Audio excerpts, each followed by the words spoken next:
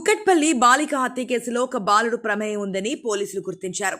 10వ తరగతి చదువుతున్న బాలుడిని పోలీసులు అదుపులోకి తీసుకుని విచారణ చేస్తున్నట్లు తెలిసింది. ఆ ఇంట్లో దొంగతనానికి వచ్చి బాలికను హత్య చేసినట్లుగా పోలీసులు అనుమానిస్తున్నారు. దొంగతనాలు చేయడం ఎలా అన్న దానిపై ఒక బుక్ లో బాలుడు రాసుకున్నట్లుగా తెలిసింది. ఈ బుక్ ను కూడా పోలీసులు స్వాధీనం చేసుకున్నారు. అయితే ఇంట్లో దేవుని హుండీని పగలగొట్టేందుకు ప్రయత్నించగా బాలిక చూసి కేకలు వేయడంతోనే హత్య చేసినట్లుగా అనుమానిస్తున్నారు.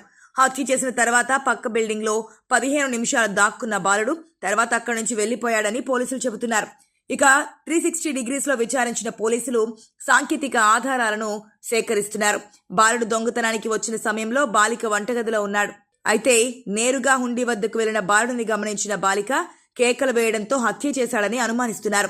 వచ్చిరాని ఇంగ్లీష్ లో బాలుడు బుక్ లో రాసుకున్నాడని తెలిసింది. తెలిసిన వ్యక్తుల పనేనని తొలి నుంచి పోలీసులు అనుమానిస్తున్నారు. ఆనుకుని ఉన్న భవనంపై నుంచి బాలుడు రావడాన్ని సీసీటీవీ ఫుటేజ్ లో కూడా గమనించారు. హత్య జరిగిన తర్వాత బాలుడు అన్యమనస్కంగా ఉండడం ఆ భవనంలో ఉన్న సాఫ్ట్వేర్ ఇంజనీర్ గమనించారని కూడా పోలీసులు అంటున్నారు. మొదట బాలికపై కూర్చుని గొంతు నిలిమాడని తెలిసింది. తర్వాత తాను తీసుకొచ్చిన కత్తితో బాలికను కిరాతకంగా హత్య చేశాడని పోలీసులు అనుమానిస్తున్నారు. ఆ భవనంలో ఉన్న అందరినీ విచారించిన ఫింగర్ ప్రింట్ సేకరించినప్పటికీ దేనికి సరిపోకపోవడంతో మిగిలిన ప్రాంతంలో ఉన్న సీసీటీవీ ఫుటేజ్ ని కూడా పోలీసులు పరిశీలించారు. బాలుడు చదువుకుంటున్న స్కూల్కు వెళ్లి విచారించిన పోలీసులు అతని ఇంటికి వెళ్లి కత్తి, లేఖను, రక్తంతో ఉన్న దుస్తులను కూడా పోలీసులు స్వాధీనం చేసుకున్నట్లుగా తెలియవచ్చింది. కేవలం దొంగతనానికి వచ్చి కేకలు వేయడంతో బయటకు వస్తుందేమోనని భావించి బాలుడే హత్యకు పాల్పడినట్లుగా నిర్ధారణకు వచ్చారు. అయితే దీనిపై పోలీసులు అధికారికంగా ప్రకటించాల్సి ఉంది. ఇంకా బాలుడిని పోలీసులు విచారిస్తున్నారు.